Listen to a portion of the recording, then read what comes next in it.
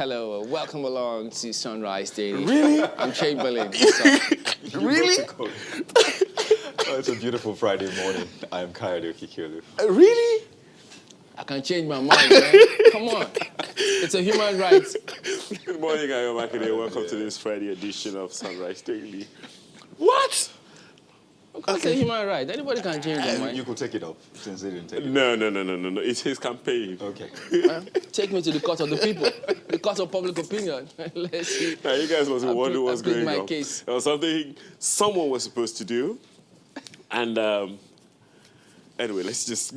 I can change my mind. There are more Yeah. shocking things on the front pages of papers this morning. So much more shocking. Oh, yes, indeed. But, and that's why when people see certain kind of a piece of information making the rounds, sometimes they run with it. And sometimes, well, yes, it could be right, it could be wrong. But how do you then explain this one? About petrol, yes, look at the front page of The Guardian, for instance. At last, FG to increase petrol pump price. Fixes market price at 234 naira per litre, says 120 billion naira monthly subsidy not sustainable. Now, I know there's been a lot of talk about this. Is there subsidy or not? We looked at the budget, they've said several things, and people keep wondering, what is the actual position? You can say you deregulated, and then prices are still being regulated, and then now you have this one. So all of that talk earlier on by those, retailers, so it did appear as though at least there was fire with that smoke. Absolutely. So now you remember that? this. Was it in March last year? We had that interview with the NNPC Group Managing Director, who announced it at the time to us that this is what's going on.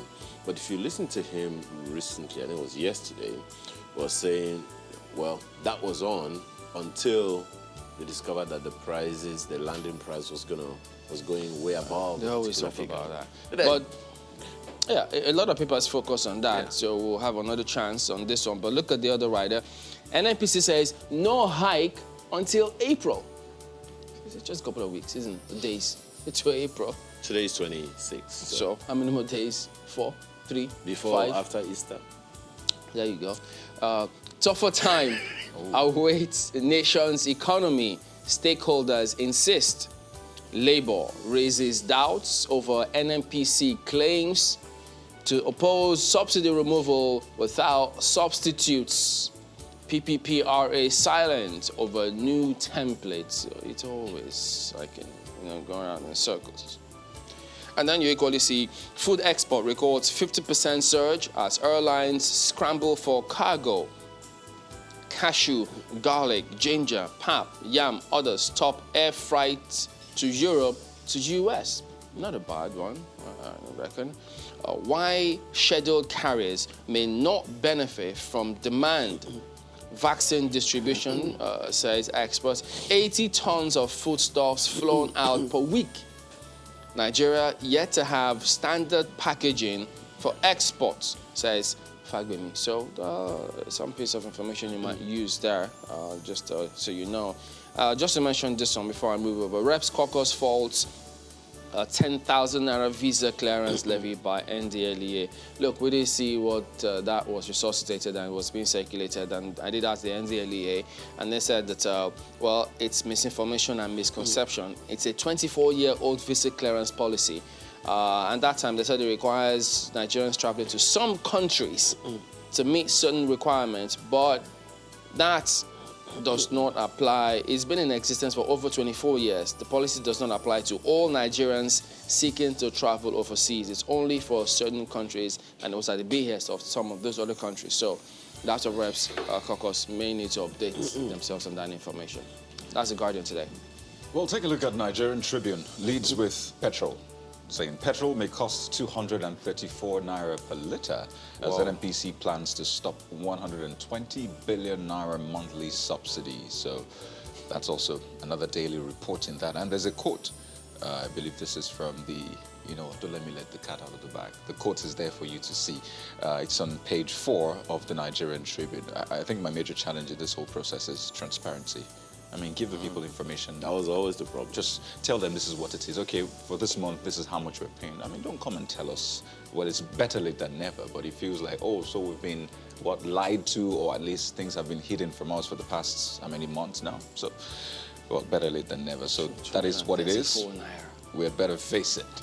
And right under that, you see Professor Bag's 3 years jail term for electoral fraud in Akwa Ibom. It's on page 30. Did you see the PDP's response to that judgment? Asking, so what happens to, I mean, because this rigging, in quotes, was tied to an election that was meant to bring in candidates. So how about the other candidates involved in that election? So questions. And you see, Reps proposed 4-year tenure for IGP. It's on page 3. Interesting, this is coming just a few weeks after the tenure of the IGP was extended, and that's still quite controversial. Quickly, sports news. You see, AFCON qualifier Balogun Aribo lament traveling by boat. Whoa! Oh, yes. Boat? Yeah. B-O-A-T? Absolutely. And for some of them, they say, I've never gone on a boat ride, not even for leisure. Now, for this match, I have to go on a boat ride. But it's good to see that they're saying, well, we'll take that for the team. Yeah, I like to see them challenge their fears. Oh, yes. You know, so put up with some of these things, even though if they could afford better, why not? But I guess it is what it is. But a boat ride. Enjoy it. Is it a boat ride or boat trip? Or is it a cruise? Because when you say a boat ride, it sounds like a cruise. Because a boat, the mindset of a boat. It depends on how you see it, really. You know, you can make a canoe seem is like it those a cruise boats they ship. use Would you for lament election result when they want to go get election results from Chamberlain, one please. I sentence? really hope not. Please. Not those kind of boats Yeah, INEC that's a use. canoe. I'm sure the NFF will make great preparations That's for okay, them. no. The Daily Trust newspaper also talking about the fuel subsidy removal. Government needs to really come out on this one. Government just needs to come out on this one and let people know exactly what's going on. Daily Trust newspaper. Fuel may sell for 230 naira per litre. Wow. Well, the band the NNPC GMD gave was between 211 to 234 naira. You know, that's the band he gave. You know, but always the issue was just give the figures, let people know the real truth of the issues so they can make up their minds for themselves. The riders, 120 billion naira monthly subsidy not sustainable, according to the NNPC. Labour set for mass action, prices of goods to rise. Labour is still, the last action they tried, they're still negotiating. And then government slams this one. What does that tell you? No, I was just even going to ask, is that conversation with Labour over? Well, the It's GMD... still ongoing. Yeah, he had to say, well, this is basically as a result of, you know, the labor agitations. That's why they had to start paying the subsidy in the first place. So that's what it Well, is. So now you remove subsidy, then it jumped to 234. And then you expect labor to also... Jump? Okay. Anyway, Yeah. as we always say, the next days, weeks will tell where we're going. Monthly intervention enough to fund 5,500 health centers, an amount more than budget of some states. All the details you find on page 5 of the Daily Trust newspaper this morning. On the front page of the same Daily Trust newspaper is a picture that shows a gridlock of traffic from Ijora to Apapa in Lagos just yesterday. The question that comes to my mind, if you look at this, the question that comes to my mind is, what happened to the e-collab system? But then, the details are on the front page for you to check out. That's the Daily Trust today. Or take a look at Vanguard next. Parents of abducted Kaduna students to El Rufai negotiate with bandits before they kill our children. Bloodbath in Niger as bandits kill 30 vigilante members. Military post attacked. That's on page 7. Bandits open fire on traders in Benue market. Kill 1, injure 13. Gentlemen, this is opening fire in a market. Oh boy. Can we still call them bandits? That's the After problem. seeing that act. So that is the thing. which these are not characteristics of bandits. So, Except that's the name of the, if it's a group or a terrorist organization like Boko Haram. well, they're more like bandits. terrorists, so I don't know what. As troops kill 2, recover AK-47 rifles. So bandits buy AK-47 rifles. And then it said bandits kill 9 in Burning Gwari, Giwa local government areas in Kaduna. CSOs oppose government's alleged payment of ransom to bandits, kidnappers. So, there you go. But in the meantime, Africa's vaccination campaign threatened as India suspends AstraZeneca exports. Nigeria vaccinates 324,624. So, Well, let's be honest. India has been magnanimous to an extent, but now their cases are rising. They realize that, wait a minute, we need these vaccines right here in India. So that's fair enough, honestly. yeah, and then if you look at what's on the back page right there, Osimhen leads Eagles attack against Benin. Iheanacho to get North ahead of Onuachu. So there you go. You might just go ahead and check them out. That's Vanguard today. Well, next up is Nigeria News Direct with this lead story. PMS, NNPC can't bear 120 billion naira monthly subsidy again. This coming from Kyari. Records 80.12% increase in trading surplus. So, I mean, other papers have spoken about that, but this angle also adds some bite to it. And right on top of the nameplate, you see Yoruba Nation. You can't deceive us. Akeredolu knocks Akintoye, others. So clearly this topic still ongoing. And this back and forth really between the UAE and Nigeria, saying we'll only allow 200 Nigerians every 2 weeks. That's about the COVID-19 tests and protocols and what have you. So this is brewing, and it seems to be taking another dimension week after week. But those are some of the stories you find on the front page of the News Direct. The Daily Times newspaper is next, and the lead story, also petrol. Petrol price hike looms. That's what you have there, right on the front page. The story you find on page 2, and a number of other stories right there on the front page. Anambra elections, Governor Obiano, Senator Uba in Anambra, billboards war. And, of course, you choose your pick. A few others right there on the front page of the paper this morning. Well, take a look at Blueprint next. As speculation thickens over Tinubu's presidential bid, Fayemi says no room for aspirants above 60 years in 2023. Declares Nigerians have suffered enough. Arawa APC group backs power shift to the south.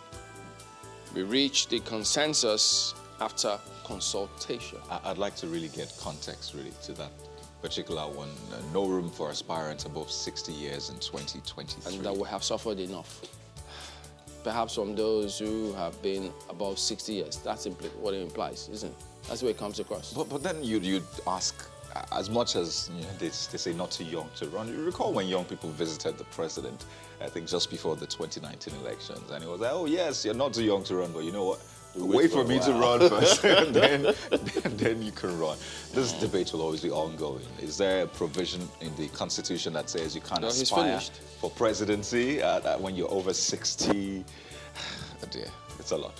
But let's flip to the front page of Leadership Friday and see what's making the headlines for you. Leadership Friday leads with state assemblies back drug test for public office holders and students. State assemblies? Yeah. Which state assemblies? The ones that can't even hold their governors accountable for anything. Maybe the Public ones office, that can. Public office holders, not governors. Public office holders. Are the governors not public office holders? Are they private office holders? All animals are equal, but some are more equal than others. Well, that'll be quite interesting, really. Drug test. I mean, the legislation process will be another interesting one. State governors that the bill for reorganizing police fell through there. State governor, state assemblies that. So look, that's just anyway. It's a headline. But maybe the riders might help. You see, NDLEA to send operatives to foreign missions. 126 jailed for drug trafficking in 14 states. So basically, this issue of drug abuse and all is huge. Oh, yeah. So maybe we start at the top and ensure that those that are up there set the right example. Well, because if you have, they back it, but where's the legislation? that's why I said it will be quite interesting to see that process. Well, you see more details on page 4. I was actually surprised seeing that headline, so I didn't see it coming. So state assemblies were looking at you now to see what you do with that. And you see that petrol story. Petrol may sell for 234 naira per liter, NNPC GMD. And by the way, it won't stop there afterwards. But that's the reality. It won't stop there. Because the price Will of it? crude. But look at that. When was it? How much was it the last time? 87 naira, 90 naira. Then we all yelled when it was 100. We yelled when it was 150. Now, look at that. 234. Just look at history. And that could help you. Well, I think there are ways around this, really, because sometimes these things are inevitable, but it's the way they are handled. I mean, the cushion, the buffer, the palliatives, that will really count. And, of course, honesty, like we've said. But that's Leadership Friday. Daily Independent is also talking about the same thing. Well, the outrage is not only in the studio here. Outrage as FG admits paying fuel subsidy after removal.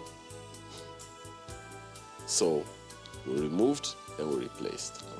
But, you know, to be fair on the GMD, pardon me, he tried to say, well, it was because of Labour and other civil society Sometime in groups September. that pressured us and said, you know, if you don't want trouble, you need to buffer this thing for us. And that's me paraphrasing. So, does that help? I don't know if it does. Well, let's ask Nigerians. Does it help? Tweet at us. Maybe that'll help. NNPC says it can't bear 120 billion naira monthly subsidy. Nigerians may pay above 200 naira per litre soon. National Assembly to pass PIB April, says Minister. Well, that is, and so many others. Oh, right below the picture you see there, why abducted Kaduna students can't be rescued. Let's subscribe to Sheikh Gumi. Find the details on the inside pages. Good number of other stories to pick from the front page of the Daily Independent today. Okay, let's take a look at the New Telegraph next then, and let's see what that leads with as well today, this lovely Friday. There you go. Fuel price hike inevitable, says Kiari. So, that's what you find right there. So just a couple of days now before you get to see the price of the pump price. And besides, no need to rush to go buy anything, because when you buy, you finish it. What happens? Well, Go back there. the rider Price I see on the, crumble. rider I see on the front page of the Daily New Telegraph is a little scary. Landing costs now 234 naira per litre. Which explains why they have to subsidize. They've had to subsidize with 120 billion per month. All right, we'll see. Well, there you go. That is it. We'll look at some of the dailies here this morning. We're back in a moment. Stay with us.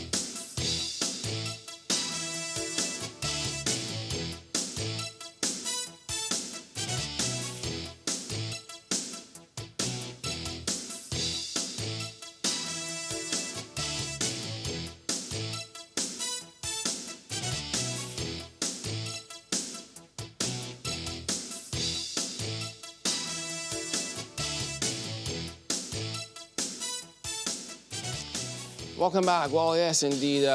Let's talk about the state of the nation today. We've got two gentlemen joining us to weigh in. We've got Mr. Garba Shehu, who is the Senior Special Assistant to the President on Media and Publicity, as well as Dr. Hakeem Baba Ahmed, Director of Publicity for Northern Elders Forum. Good morning, gentlemen. Thank you for joining us today. Well, Dr. Ahmed, you have been vocal lately about how and what is being playing out in the system, as it were. But some of those comments that you've made, some response as well from the authorities may suggest that, wait a minute, are you putting them all in proper context, even though we'll get to hear from both of you today. But from your perspective, do you feel as though those circumstances that we face as a nation, is it that they're not doing enough, or what the authorities are doing are not just yielding the kind of results that we want?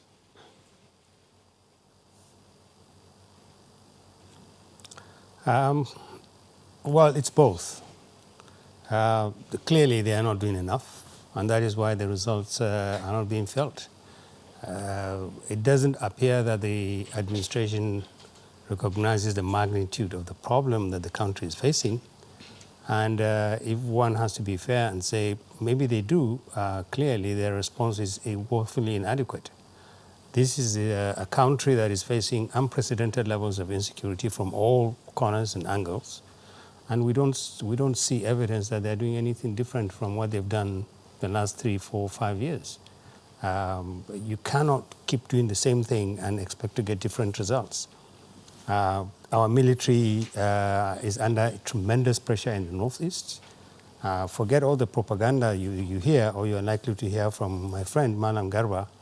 The truth about it is that we are not winning the war against ISWAP. We are not winning the war against Boko Haram.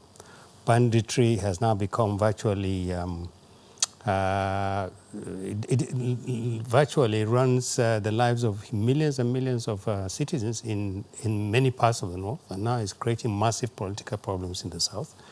And so policing is completely ineffective at the most basic level. Citizens are scared. Children are being taken from schools. And you expect people who have responsibility to protect citizens to show that they are either revising their strategies and changes, but you don't hear anything. You hear about quarrels and about suspicions from very high quarters about missing money or weapons that are on their way. Either way, the bottom line is that Nigeria is extremely insecure. We don't have a leadership that shows that they can up the ante and change the way we do things. So they are both doing too little, and in many cases they are doing too late. We worry now. I've just seen some of your headlines. There are students from Kaduna College that are still in the hands of bandits. We're arguing about strategy of retrieving them. Whether we do so or not depends more, quite possibly, on the parents than on the state. And that's not how it should be. So to answer your question, we don't have an administration that is doing the right thing at the right time, and so it's creating more insecurity for the country. And then the political security that insecurity is creating. We are fighting each other rather than fighting insecurity. We are accusing each other of being culprits when the real culprit is our leaders. All right, Mr. Shehu, we'll get your response when we return in just a moment. Please stay with us.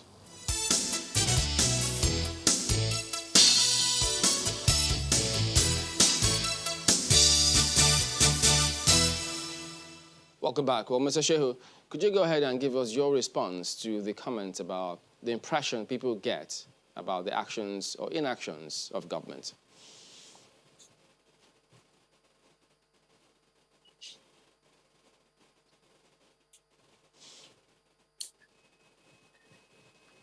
Well, yeah, if you can unmute yourself, you can good go morning. Okay, morning, we can hear you. Chamberlain, and thank you for giving us the opportunity to be on this platform. And to say that I welcome Dr. Baba Ahmed to this program, and I want to assure him and your listeners, all Nigerians, that the administration of President Muhammadu Buhari is addressing multiple challenges that are facing the country, especially in dealing with the security.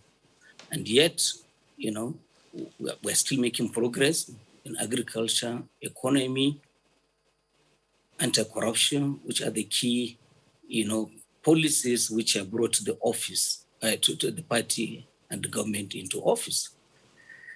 It is sad for the country that the opposition is exploiting some of these things. Quite unfortunate, but I want to assure that the president remains focused in preserving the security and the unity of this country. And I also want to say that it's an established fact that all nations of the world face problems. And what is expected of all well-meaning members of society is that they should team up with government so that together we all fight criminality, insurgency, and all of that. And we accept that dissent is allowed. This is a democracy, and people have a right to tell truth to government. But we must be careful in doing that because, again, you can't bring down the government. This is a government elected democratically. Happily, Dr. Baba Ahmed taught social science in the university. He has been commissioner, secretary, and member of INEC. Governments in a democracy come into office through periodic elections. And if you have a government in office as we have, sponsored by a political party that continues to win elections, it is telling you that that confidence of the public is still there. Unless Dr. Baba Ahmed does not himself believe in what he has been teaching young people all these years as a lecturer. People with strong vaulting ambitions just have to suppress this. Wait in 4 years. In fact, in our own case, 2 more years to go. There will be an election. President Buhari will not be a candidate in that election. Having said this, I hope that I want to say to our viewers that no, the war in the Northeast against terrorism has not stalled. It is making progress, and it is almost finished.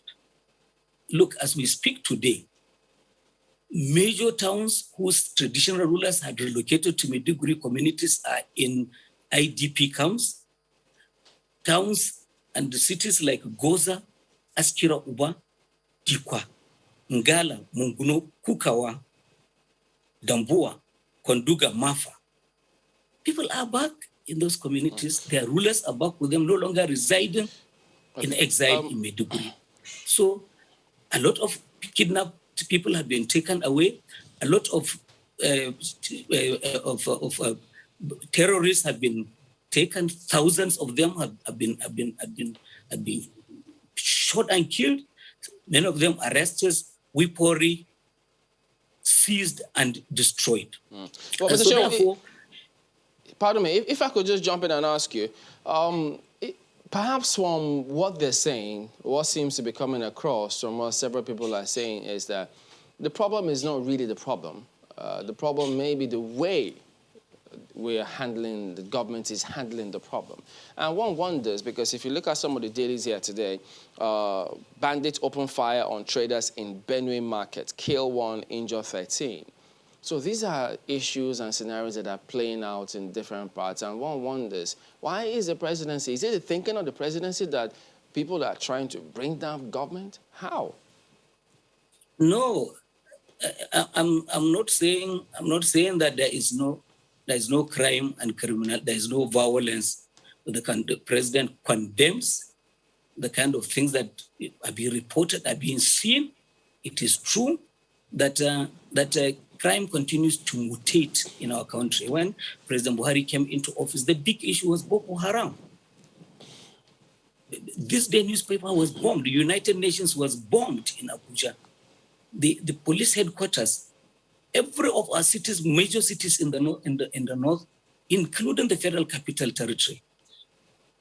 But from then, the government faced an entirely the farmers and the herders clashes escalated to levels that we hadn't seen before.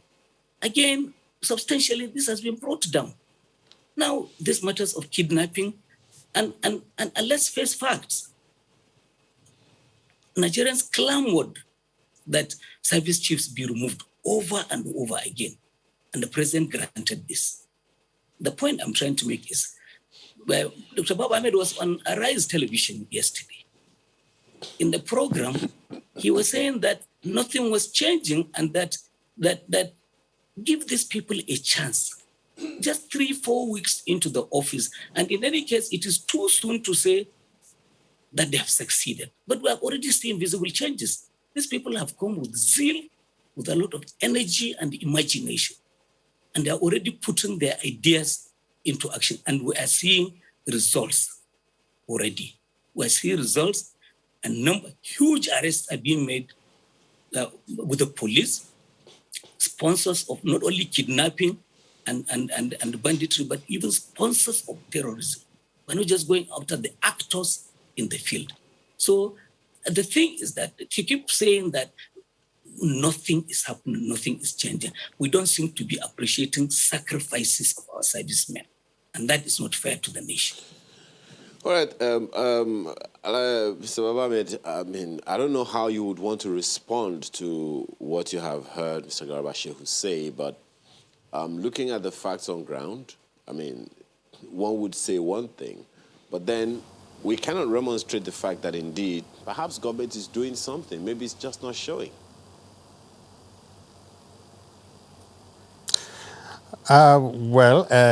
First of all, let me say I have a lot of sympathy for Malan Garba. It's very difficult selling a bad product. He's doing his job. His job is to try and make the administration look good and to hit back at people who say the administration is failing. But it's not doing enough, and I think Nigerians know they just need to look around the country. They know that this government is failing to secure them. We don't need to label critics as people who are ambitious, who want to bring down the country, people who do not appreciate the sacrifices of the government. The citizen on the street knows. People in towns and cities know. Even the people in the northeast know that a lot of what he's saying there is not true. We still have millions and millions of people living under the influence of Boko Haram. The numbers change. Towns and cities change today. Today, they are in the hands of our troops. Tomorrow, they are in the hands of Boko Haram. These are realities. We can't wish them away. We wish what Malan Garba is saying is true, but it is not.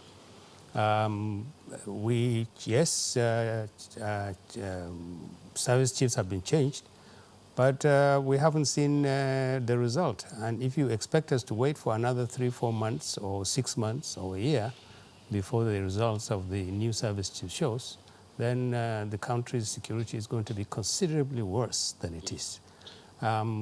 Look, the bottom line is that President Buhari when he came to office, like Malan Garba says, Boko Haram was the only real security threat in the country.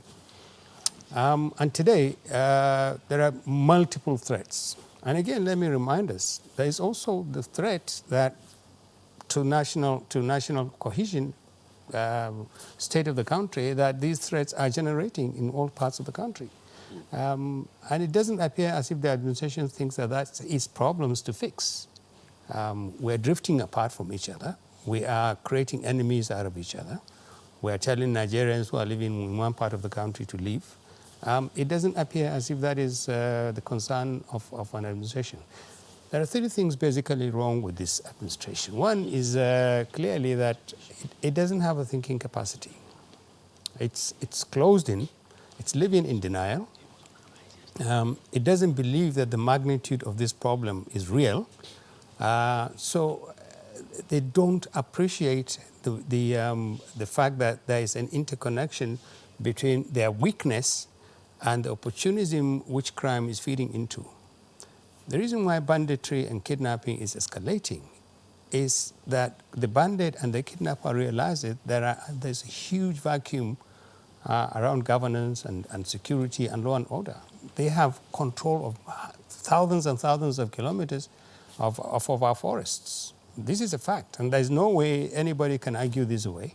Okay. Our military have no presence, police have no presence in huge parts of Nigeria, and that is why it's relatively easy to do that, including Katsina, the president's own state. We're not happy to say this. We don't want to bring down the government of President Muhammadu Buhari. We don't want, we believe in the democratic process. We want him to work.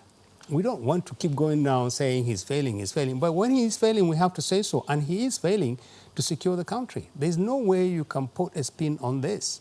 Okay. Children are being kidnapped. Children are being taken away from schools. Parents are worried that children are in the hands of bandits.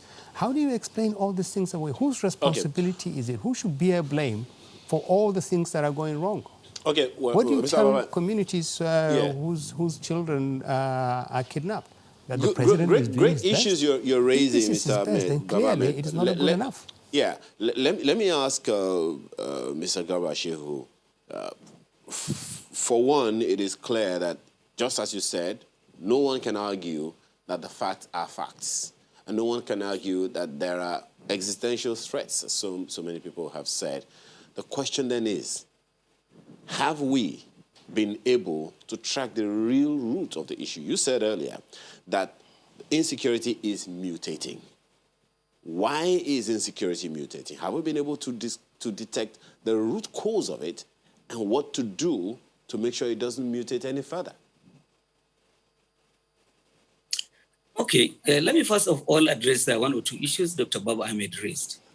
How long shall we wait for the service chiefs to show their capability?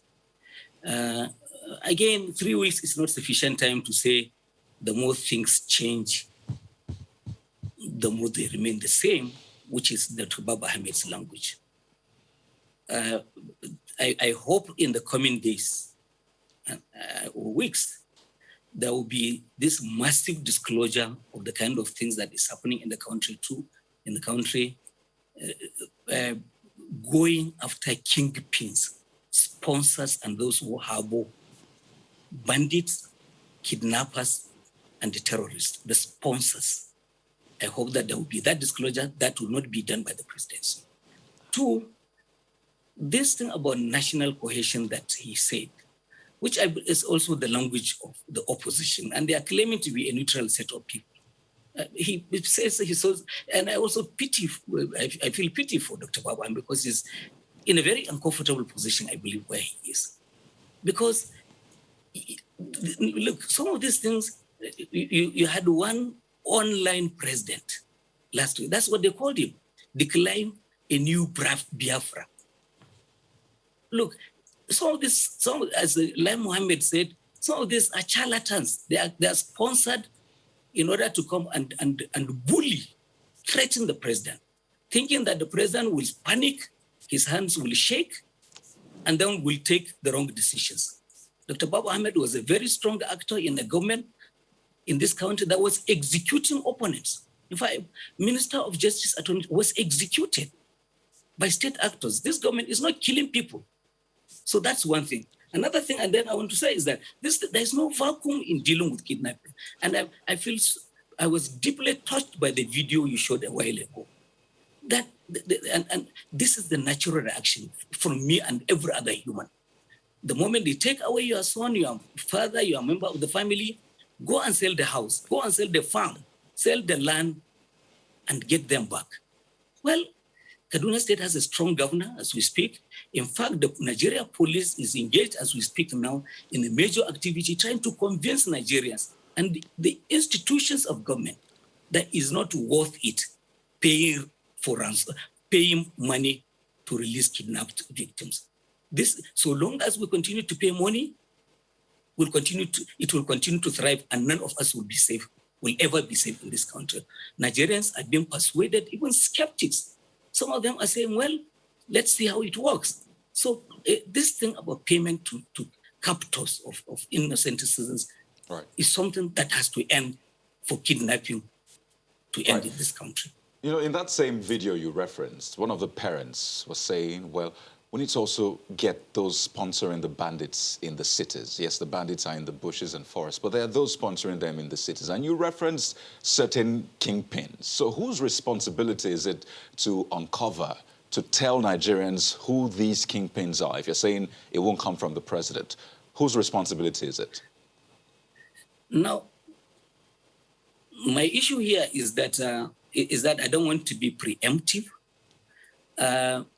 Some of these arrests are ongoing. Nothing is finalized as we speak now. But if you follow the press, you probably would see that some people are already going to court to challenge certain detentions. I mean, we expect these obstacles will be placed on the way of the government. But there's no kidnapper out there on the street who is possibly not sponsored by somebody, an arms supplier, or even somebody helping them to manage their own money. So all of these things are ongoing. And I believe that the authorities are fully unconscious of this, and they will be making information public as soon as that is practicable. Okay, let me see if I can capture the mind of the average Nigerian who has been seeing, you know, these insecurity challenges shapeshift over time. So we saw the abduction late last year in Katsina, where hundreds of students were taken, just not far from where the president was at that time. And then we saw this move to Niger.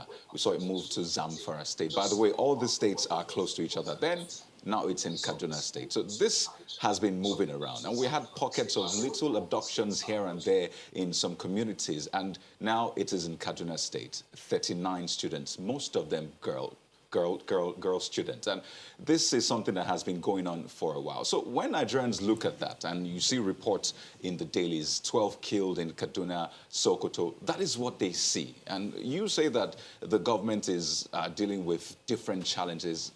Is the government overwhelmed? Mm. You say that the government is dealing with different challenges. Is the government overwhelmed? No, not at all. There's nothing like saying the government is overwhelmed. As I said earlier, a while ago, crime keeps mutating. The criminals are sometimes the most ingenious people you have in given communities. If you are going this way, they anticipate you and then they change their own ways. This thing about school kidnapping, one of the issues that has been raised by people commenting in the press is the suspicion that that money is being paid in order to recover them. And so therefore, if you continue to do that, then it grows into an industry. Then you don't get over it. So therefore, if there is a government, as we have seen in Kaduna now saying, look, enough is enough, we won't pay. And I'm sorry for the family members feeling about this, but let us also learn from experiences elsewhere, in other countries and all of that, so that although also it is true in states like Zamfara, you have the non-kinetic processes going on, and they are also yielding dividends for that. So I think that local crime temperature in any given state will help states to determine what to do. Mm. The president is capable, is doing whatever is required of him within his own sphere of authority. This country has 3 layers of government. We have states, we have local councils, and I hope that each one will be called to account at every point on these matters. So when the president was quoted as saying that the one we saw in Jenge Bay will be the last abduction, I think it was the Minister of Aviation that said that it will be the last. What was it thinking then? And saying this, do you feel like the president made a promise and now it's been broken? We need to apologize to Nigerians and say, well, this is where we missed it. This is what we'll do to make it better.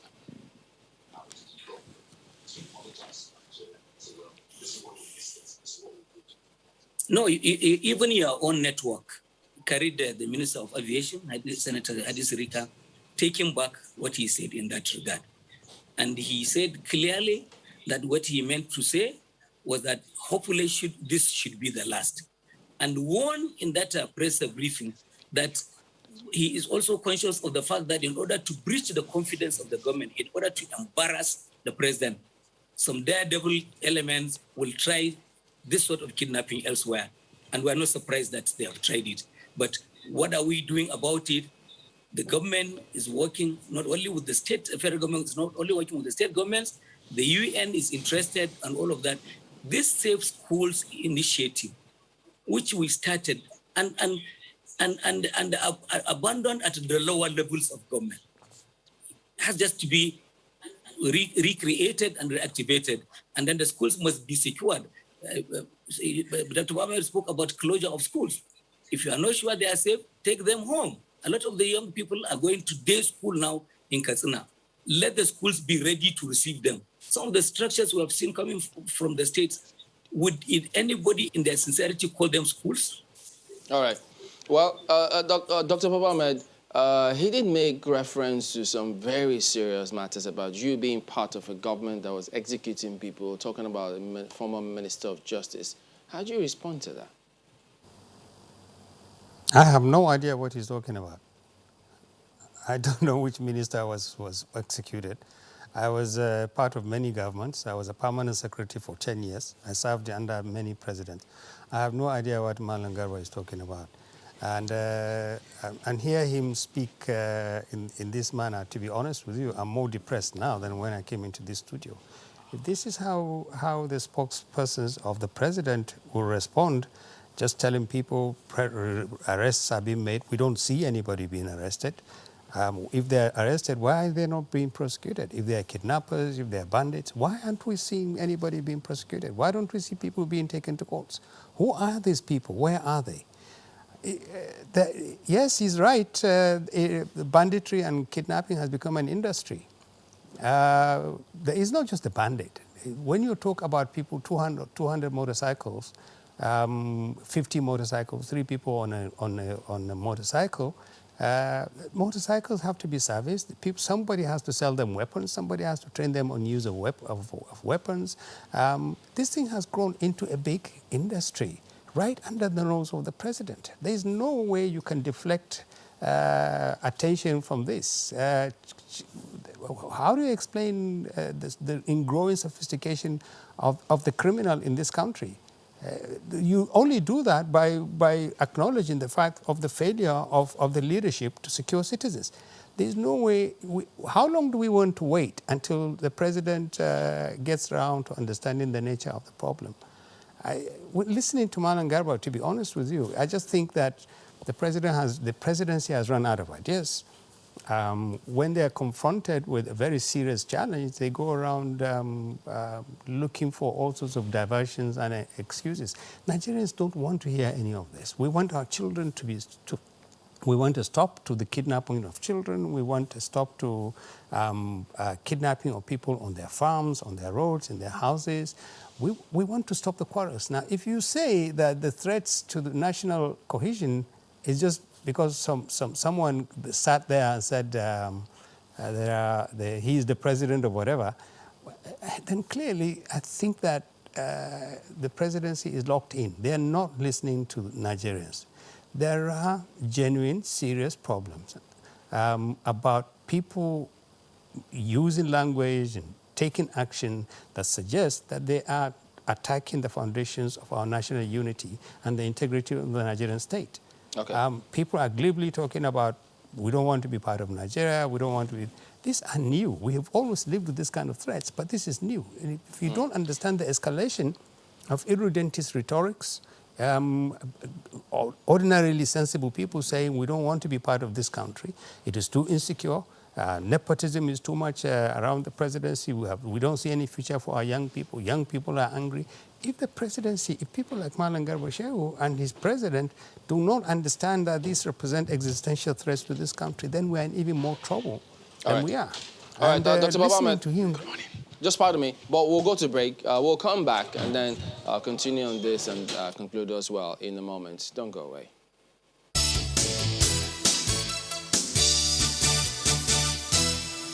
welcome back. Well, Mr. Shehu, you heard it right there. He suggests that the presidency seems to be focusing on the wrong things and perhaps leading to questions such as, does the president get proper daily or regular briefings about the security situation in the country at the moment? Because as we speak, there are many who can't travel on certain roads in different parts of the country. Many keep saying they're tired, they're leaving the country. Existential threats, as Dr. Baba Ahmed said, there are things that you can't just wish away. We seem to be fighting ourselves a lot more, those rhetorics. And the authorities don't seem to have a finger on these things. So is there going to be a change of approach on the part of the presidency so that people can indeed see that, all right, that we will perhaps, if I could use the word, state of emergency on security, and then they get the sense that boots on the ground will ultimately yield to results?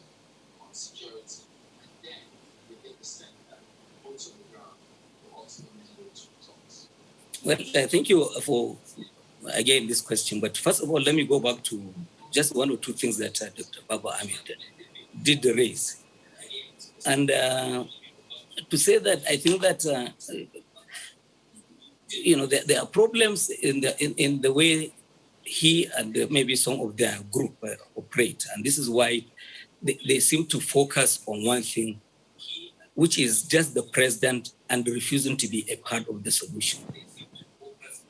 When you look at what is happening in other parts of the country, some of the counterpart organizations that you have, they are busy organizing security summits and trying to get people to change given attitudes. In fact, only yesterday, the Deputy Inspector General of Police returned from the Southeast, meeting presidents general of various communities, convincing them that this thing, and with the full cooperation of organizations such as the Ohanese, accepting the community policing, how it will help all of these things. If I am to read the litany of Dr. Baba Ahmed's call for the president's resignation, that is like, this is something he just feels that we are not denying him the right, as I said, to talk, to say truth to power. He has a right as a citizen, he can dissent. But to say every given turn, President, go, President, you can. We don't, that's not democracy. There are problems in the country, and people who think structurally we have problems, we have the parliament. Go to the parliament and debate issues. They are elected. If you think you are electable, go and become senator or House of Rep member and be part of the change that is happening. And to talk about 200 motorcycles in a community that are moving, it is sad, but it is also a commentary on the kind of support we give as a people to law enforcement agencies. Because community, where there is total and unequivocal community support for law enforcement, some of these things will obviously be known, will obviously be reported, and will be taken care of. But look at what Dr. Baba Ahmed said, the contempt in which some people hold the president, Garba and his president. Dr. Baba Ahmed, Buhari is your president. He's the president of the Federal Republic of Nigeria, elected by the people, and we should respect the voters. Well, there's something, Mr. Shehu, there's something he also said that you may have missed out on responding to, and that is the fact that, well, you said that the arrests have been made, but there haven't been prosecutions. There haven't been strong enough deterrents to anyone, for anyone to not go into any of these criminalities. How do you respond to that?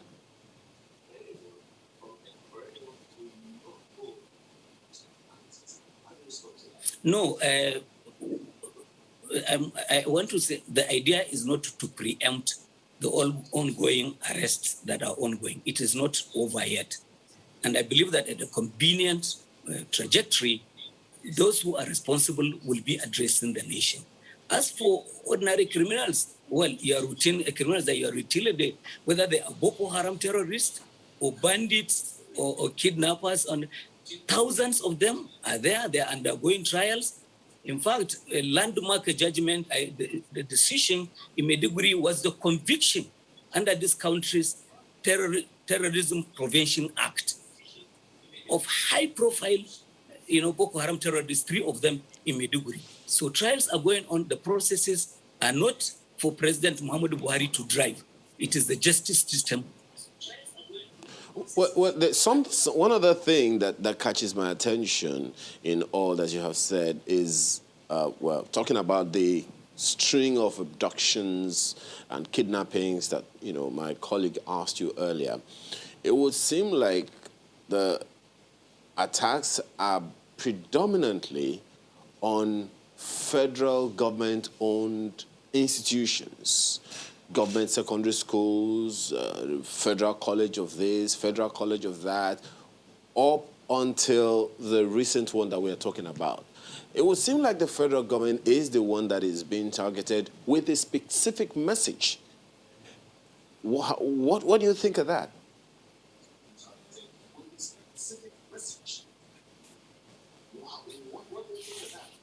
Well, as it is not for us to say this or that.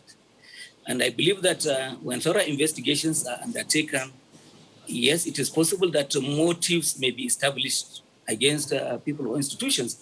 I don't have the facts, and I hope that a thorough investigation would be able to tell us where all of this is coming from. But yes, even if it is a village secondary school that is under local government or even a community, when huge headlines like that hit the screen, it embarrasses not only President Muhammadu Buhari, it embarrasses Nigerians at home and in the diaspora. It is embarrassing and certainly unacceptable. And President Muhammadu Buhari will not rest until this is also put behind us. So this is to say that, the president gets briefings on a daily basis as to what's happening across the country. Am I right?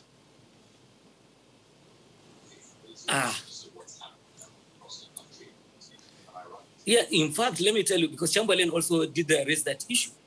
Look, it is the kind of propaganda that is being spread by the opposition, raising questions about the capacity of the president to govern. My warning to people who are in the opposition is that don't chance him. The president knows it all. In fact, he is perhaps the most voracious reader and listener that you can ever find.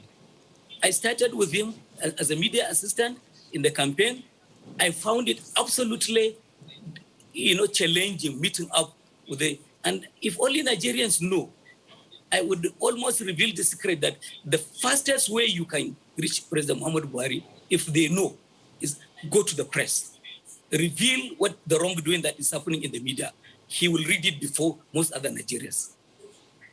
So speaking specifically now about the recent abduction, because, that's what we're faced with. Who is taking the lead? Because listening to the parents, they say, well, this is to the federal government and even the state government. And they say they've not been spoken to yet by both governments. So in terms of, trying to rescue them, negotiation, or whatever it is that the government is doing, who is taking the lead here?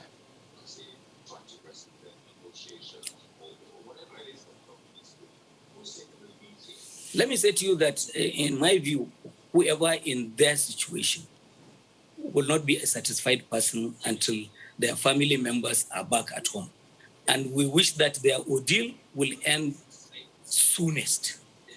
Kaduna has a very young and dynamic commissioner for internal security, and he's been doing this challenging job with the excellence. So they've been doing their best.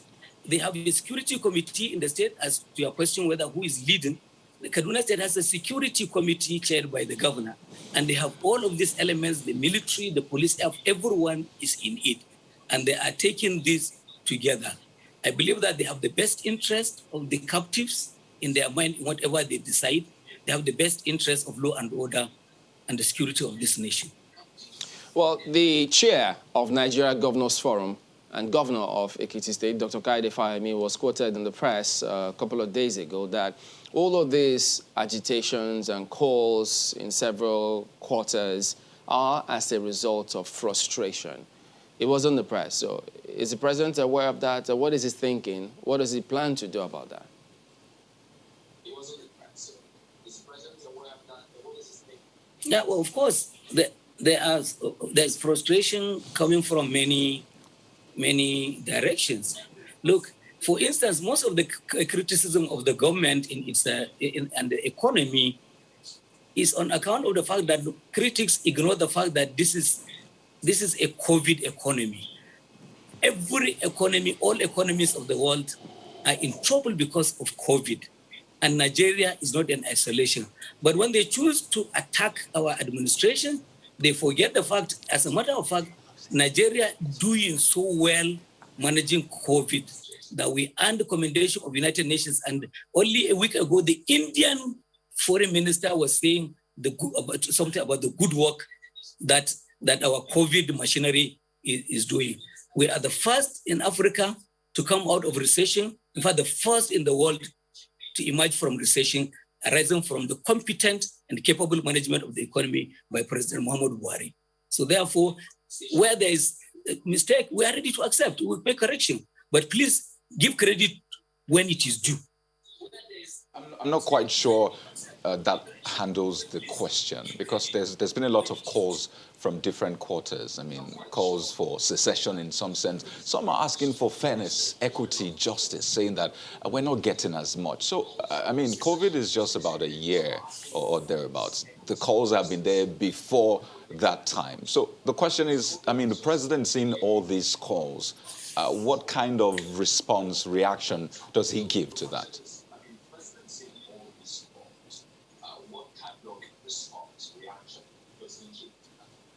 Well, let me say to you that the president is concerned about the unity and continued existence of this country. In the period of the civil war, 4 years, ask his contemporaries, he didn't take 1 day for vacation. He didn't go on leave. He fought to keep this country. So he's not oblivious all of the things. But in this country also, there are people who will say, bring down the roof so long as they're not in the tent. This is a problem we have. There are serious problems and the challenges are there. But the National Assembly is beckoning on Nigerians. Come, we are ready. We want to amend constitution. We want to restructure. How many people are listening? So therefore, you begin to wonder then, so to what effect? All of this clamor. People would, obviously people will have frustrations about everyday matters of living, including our politics. But we have chosen democracy as a system of government. And there is a way of doing democracy, we should do it that way. Not to set up a parallel parliament. We have an elected parliament and then people are saying, give us a talk shop somewhere so that they get busy. And we have not had a government in this country, whether President Obasanjo, since this democracy. Mr. Jonathan set up a conference, Mr. Obasanjo set up a conference. What did we get from all of that? But even the reports of either of those presidents that you talked about, many have advocated that at least the government should take a look at it. How far with that?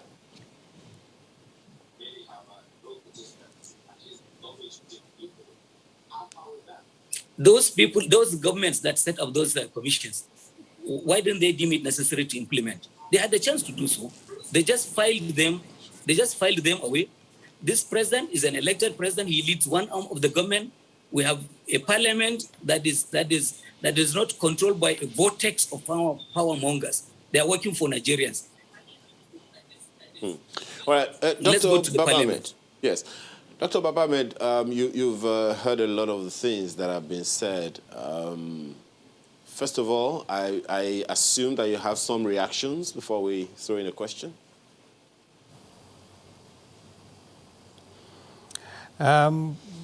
Just to say,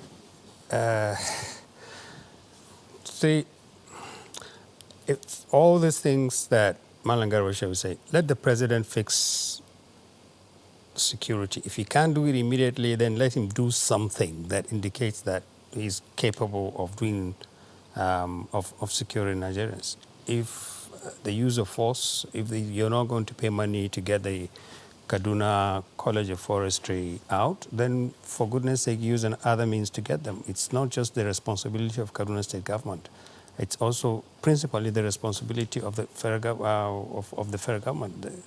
Do something to get those people out. Secondly, please do something about how insecure we are. All this talk about the president is concerned, the president is doing something about it, it's not good enough. Every single day, our lives are getting worse. We cannot wait for the president to get around to fixing things. That's what he's done. He was supposed to hit the ground from day one. He hasn't. And consequently, things are just getting worse. Now, if every time Nigerians complain about being marginalized, we don't want to hear this, and you dismiss it as, oh, this is just the opposition, then these problems will grow. Because even if it is the opposition, it's your job to deal with the opposition.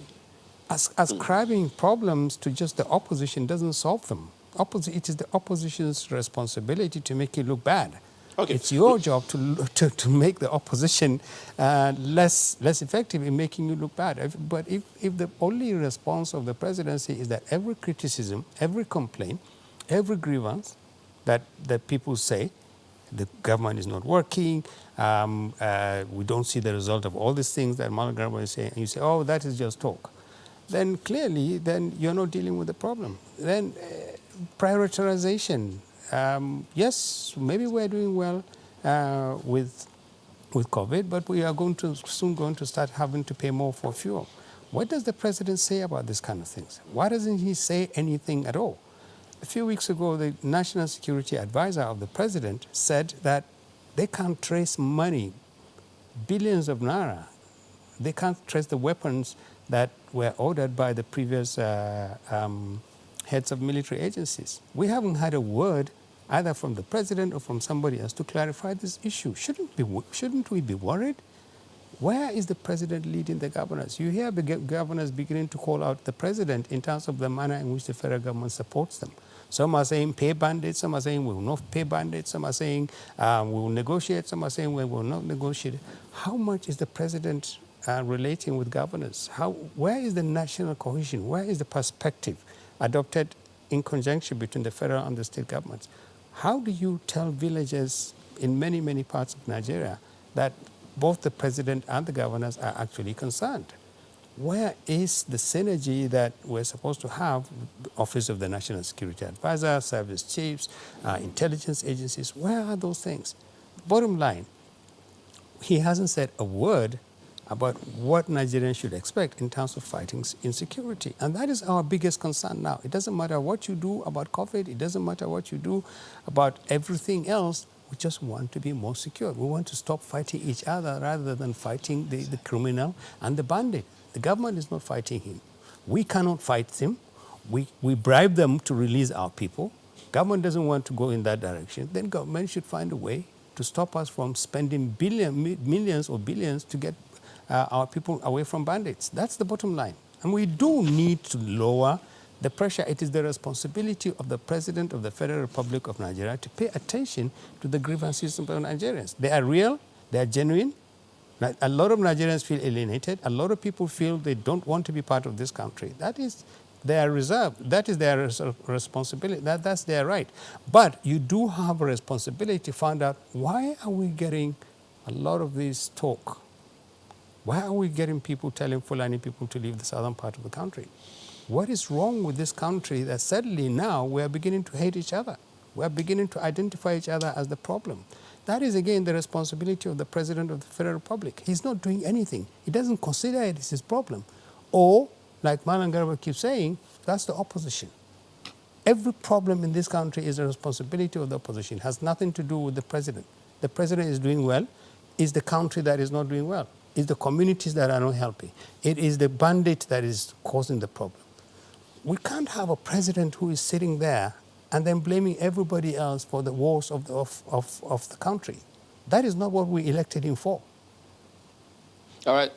Mr. Chair, in addition to your response, the governor of Niger State some time ago did also say that he's not getting support from security agencies and that several other parts of the state are not policed. So finally, go ahead, give your response. People should be free to say whatever, because this country is under the best democratic government we have had since the Fourth Republic. President will not lock up people. There is no state assassination by state actors under Buhari, and so therefore people can say whatever they want to say, and they will go home and sleep very soundly. And I want to assure Dr. Bama one thing with President Buhari is that President Buhari will not panic. This president is focused on securing this country, he's focused on the unity of this country, and he will preserve it. So what do we expect from Nigerians who are panicking as a result of what they see and read, those who are brandishing AK-47, those who are threatening the existence or unity of the country? What should we expect from the president, security-wise, moving forward?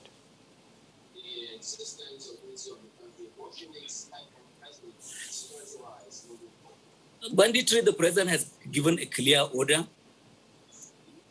Anybody who is holding AK-47 illegally should be shot if they are not ready to surrender their own weapons. What do we expect of the citizens of the country? First of all, the media. Let us also say that we have the most vibrant media community on the continent, and we expect a robustness of criticism from them. But some of the elements, I'm careful in saying some of the elements in our media that glamorize crime, that make Boko Haram look like heroes. It doesn't help anybody. And so we keep confusing the ordinary citizens. Otherwise, and I'm sure that with the less and less of the propaganda by opposition, which is choosing to make capital out of our misfortune, Nigerians will sleep better. And they deserve to be respected. Well, this shoot-on-sight order, I mean, it's been generating a lot of talk. And just recently, there was talk about the bandits wanting some form of assurance that they will not be shot on sight, some form of protection, saying that maybe that's why they're still holding on to the Kaduna students, for example. And there are suggestions that maybe the government should relax that. Is that a possibility that government is looking at?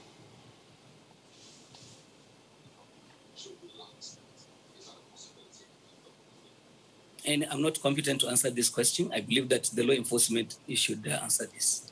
Well, the president gave the order, Mr. Shehu. So is the president willing to, I mean, measure that order? Or this is just shoot at sight and that's it?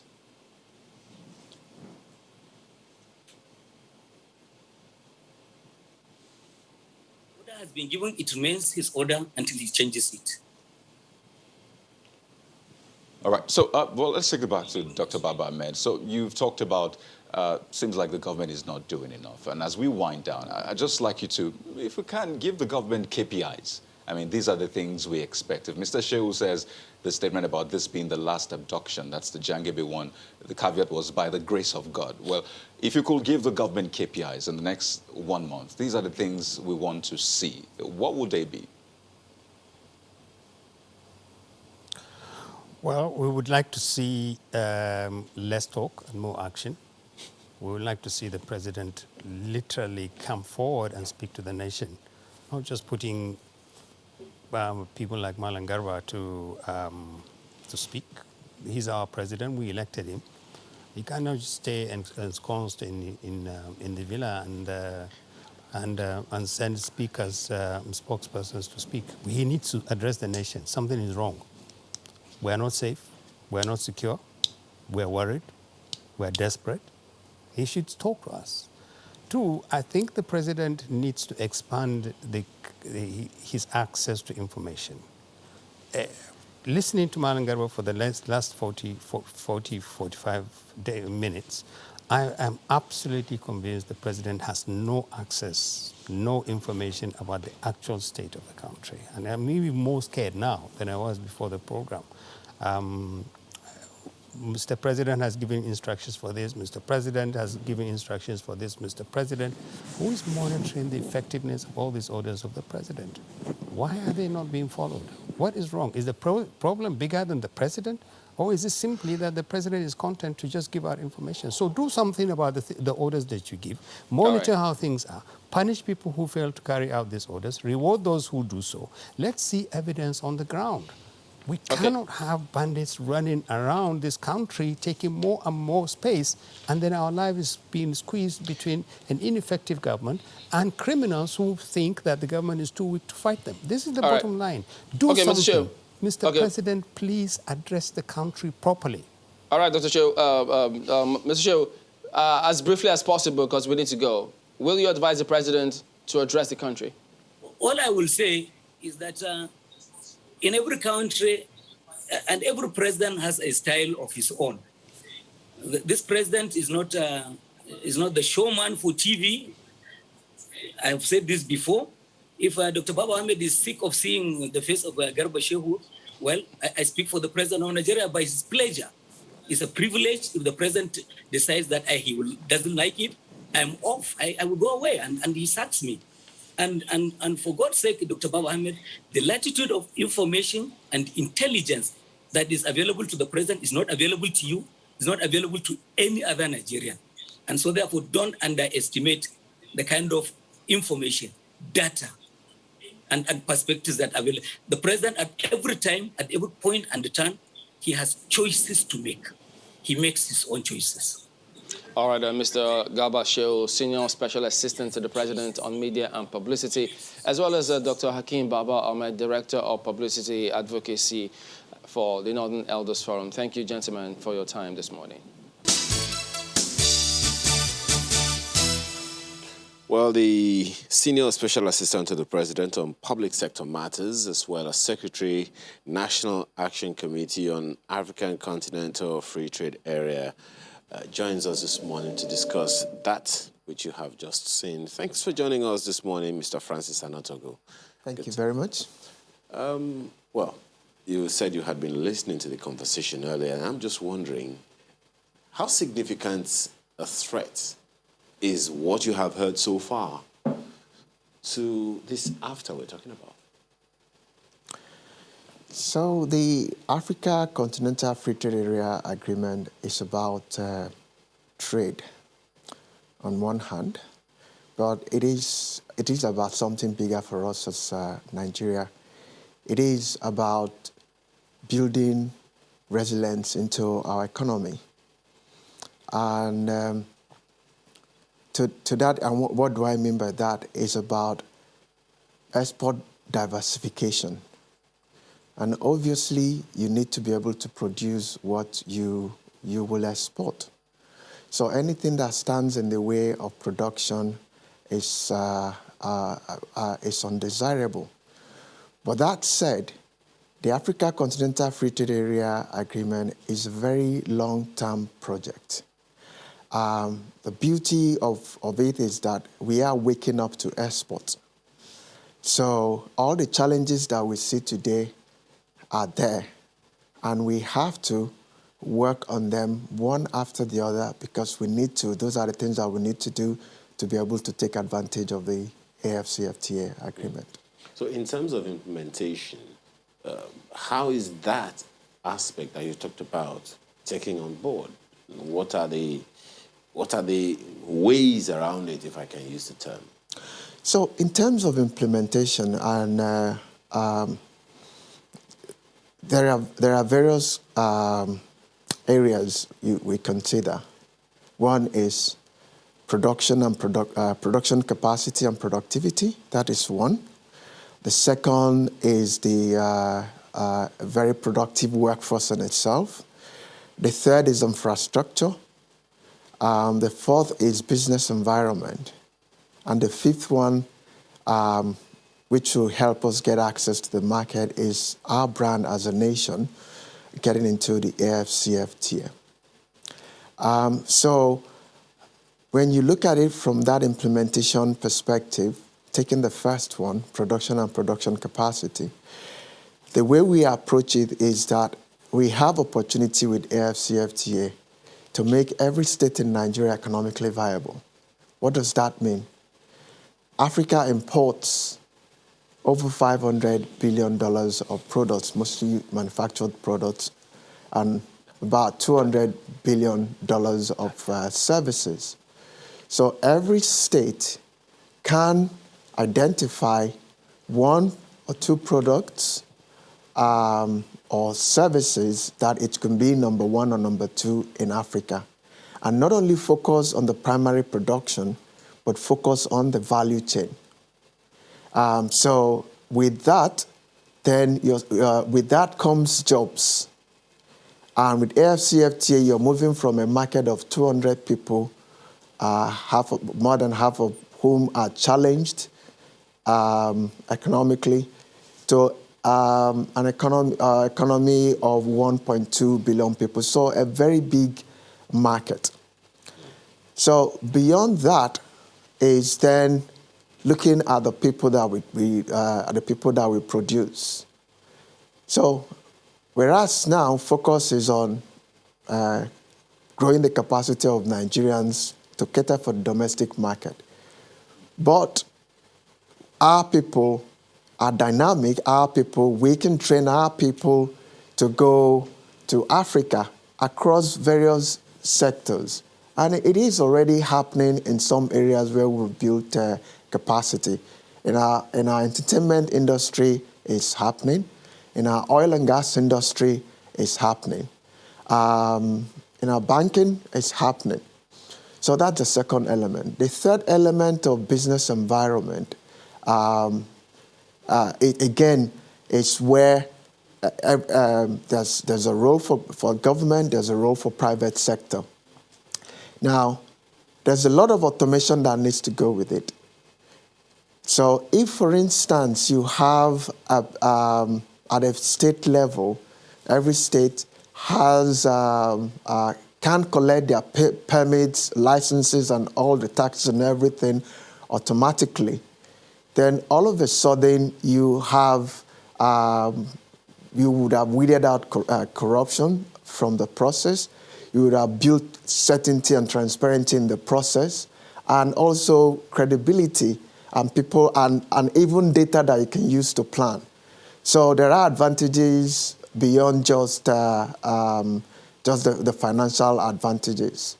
But this is just one of it. And in that area as well, what we found thinking about implementation is that a number of our regulations and laws need update. Some of them to comply with the provisions of the AFCFTA agreement, but all others to even come to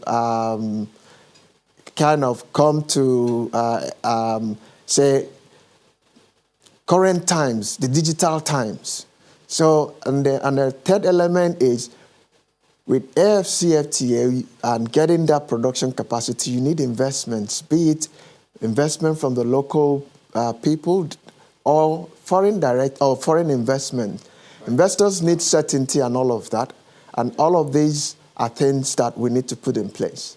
Now, are we not already on the back foot if, given the current power supply challenges that we're grappling with here? Because that's what manufacturers have huge concerns about.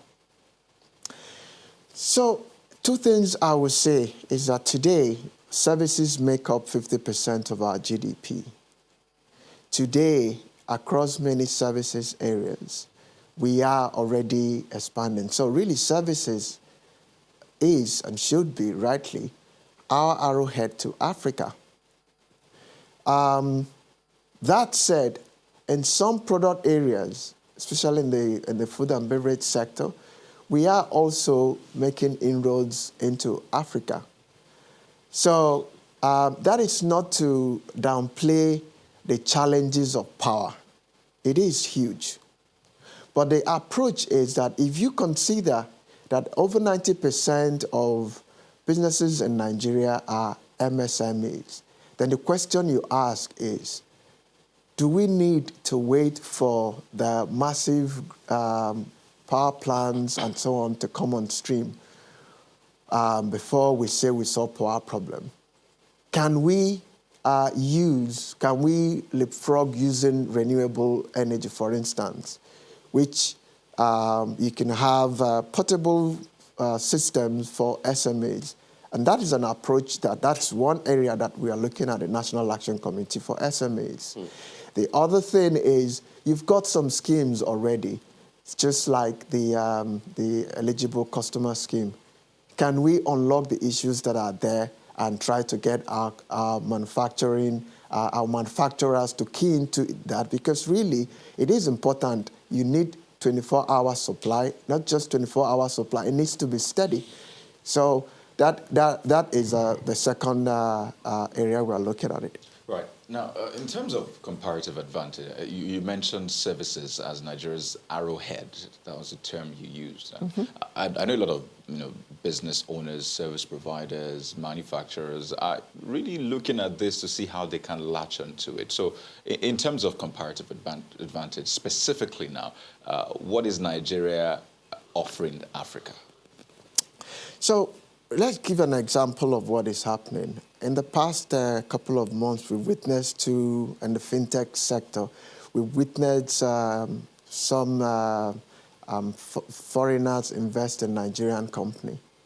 Now, yes, they invested in Nigerian company, but you ask yourself why? They invested in Nigerian company as a foothold to Africa. The target is the Africa market.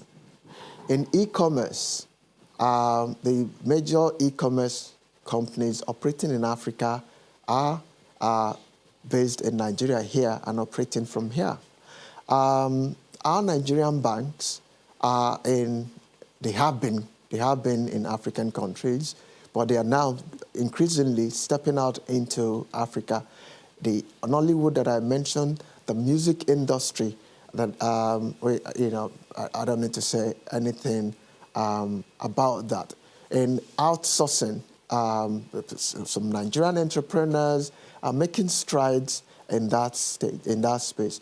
Beyond all these that I've mentioned, there are others. There are opportunities that are in other areas, be them in insurance, be them in legal services, other business services, in transportation. If you look around, look at the airline industry, for instance. Nigeria, you have the private sector actually leading. Beyond the private sector, if you look at the Africa aviation space, how many other African countries have the private sector innovation as buoyant, as vibrant as Nigeria? So across sectors, you will see Nigerians. And really, 5-10 years ago, the news was that we are not getting access to these markets. We were being excluded. Some non-tariff barriers were put in the way of our businesses. Where people are are pretty much discriminated against, and that's one of the advantages that AFCFTA brings.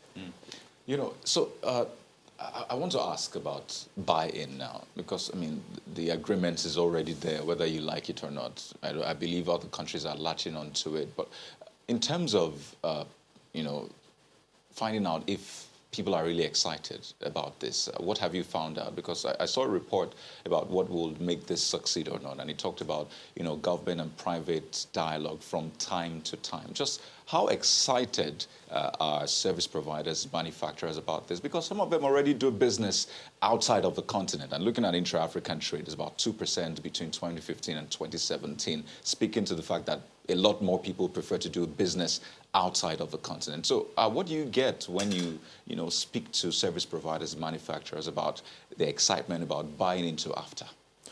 So a lot of people are excited.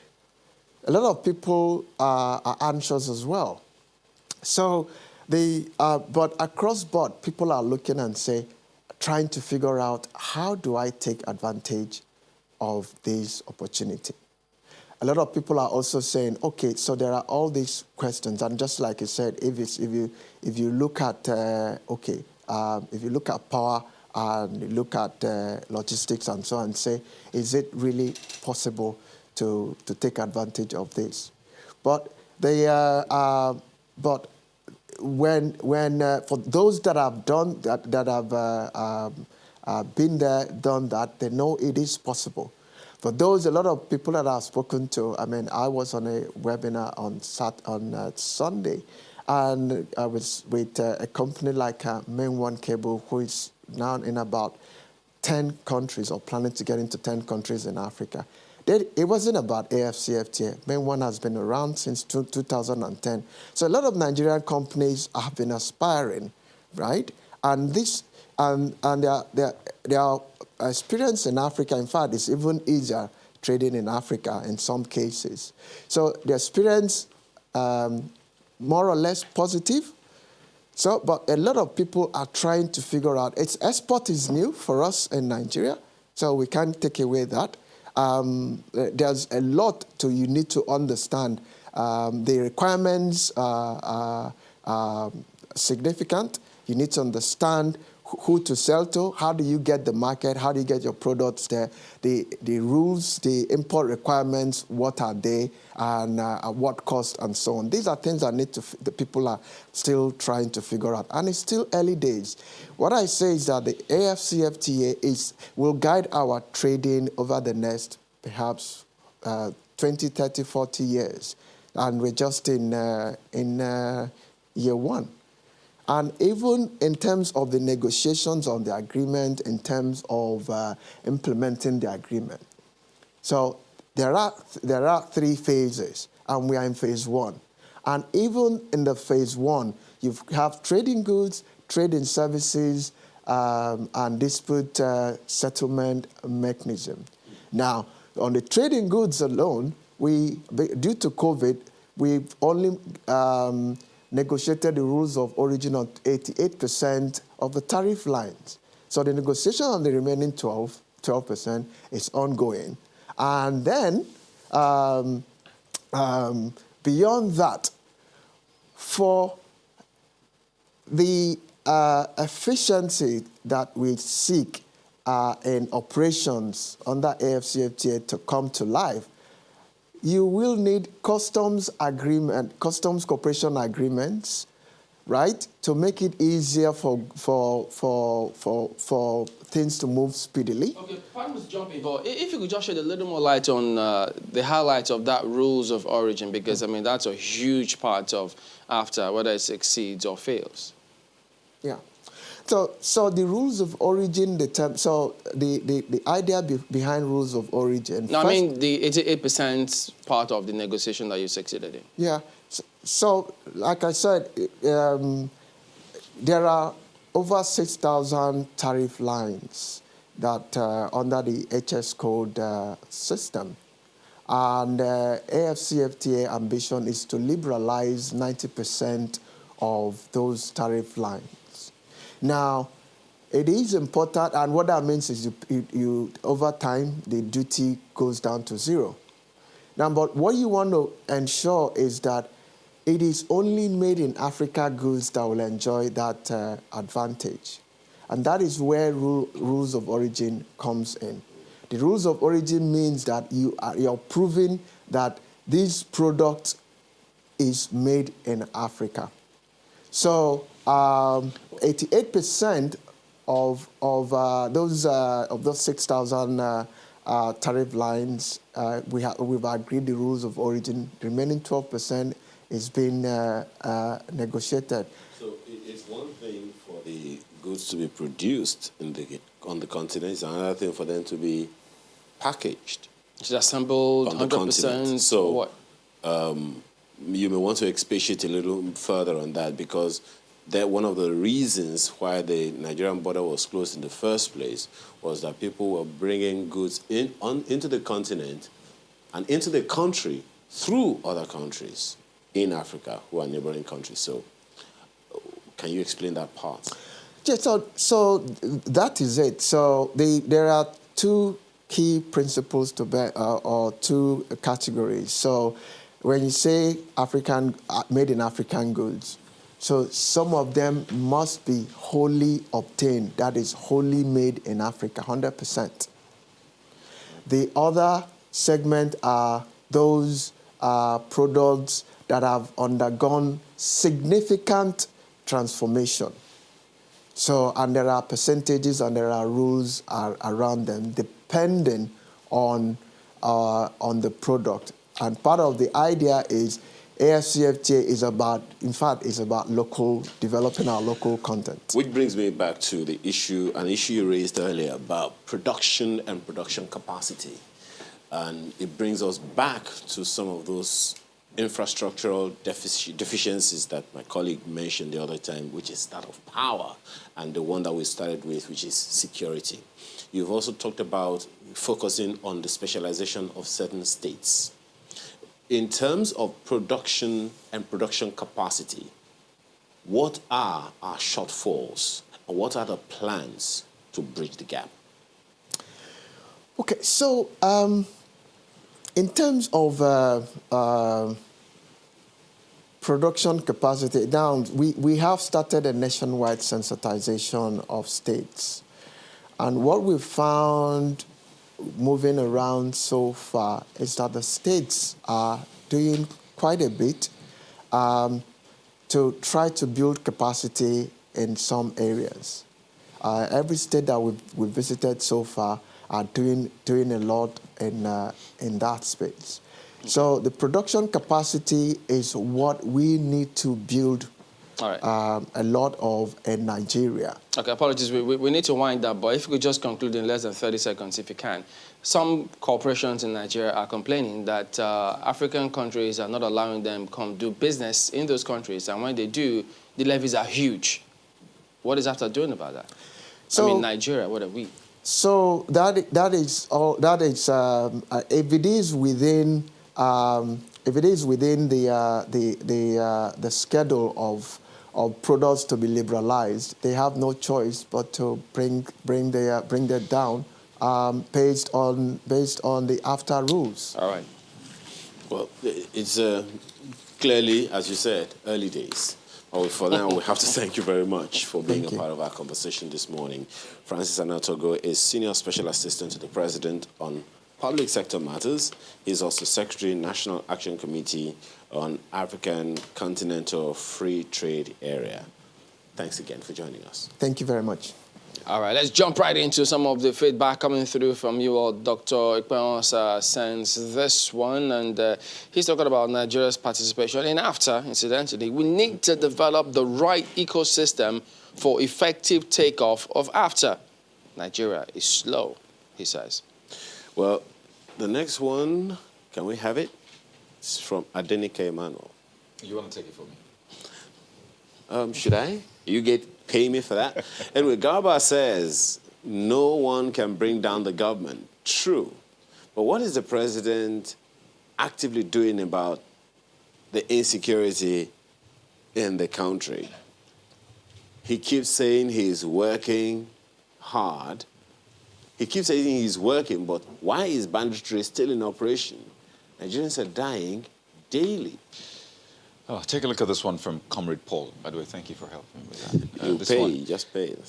Is on security, I believe. It says, Hakim Baba Ahmed is not shouting, but speaking facts on Sunrise Daily. I'm glad he's saying it in the presence of Garba Shehu. The country's security situation is deteriorating daily. Do we have to tell the president when to change the service chiefs? Well, Sam Wasbon says, I'm really exasperated anytime I listen to government officials. Citizens are dying. This is not about politics. We must change our strategy. The current security strategy is not working. We need multiple layers of policing. This is not rocket science. Well, Stewart's is next with this tweet, saying a sovereign government doesn't pay or even negotiate with bandits. So how did a sheikh get license to interface with bandits, and yet the government doesn't even know their location? Talk more of facing them. Good question. Professor Inakana says national security architecture must now be primed in a way to allow states access to recruit and manage their internal security. Egregious political sponsorship of criminality must be abhorred, and those involved must be prosecuted openly as a deterrent. Well, that's the program today, and thank you so much for the privilege of having you with us. My name is Ayo Makinde. Have a wonderful day. Well, I'm Kayode Kikilu. Always a pleasure to have you on the program. Yeah, and we will see you here same time next week, 7 a.m. West African time on Monday morning. I'm Chain Balinuso. Have a great week.